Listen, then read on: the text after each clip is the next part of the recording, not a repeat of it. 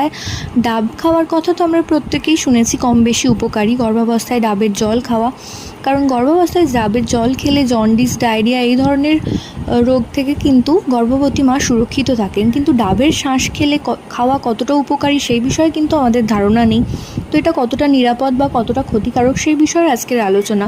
কারণ প্রত্যেকটা 100 গ্রাম ডাবের মধ্যে কিন্তু প্রোটিনের পরিমাণ থাকে প্রায় 3.5 গ্রাম, পটাশিয়াম থাকে 360 গ্রাম, সোডিয়াম থাকে 15 গ্রাম, ক্যালোরি থাকে 350 গ্রাম, তার সাথে সাথে অন্যান্য ফ্যাটের পরিমাণ থাকে 33 গ্রাম এবং কার্বোহাইড্রেট থাকে প্রায় 10 গ্রাম। তো ডাবের শাঁস এই সময় যদি গর্ভাবস্থায় খাওয়া যায় তো গর্ভের সন্তানের ত্বকের উজ্জ্বলতা বৃদ্ধি করতে সাহায্য করে।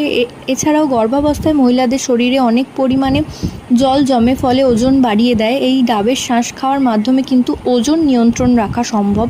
তৃতীয়ত, গর্ভাবস্থায় প্রত্যেক দিন মায়েদের ঘন ঘন খাবারের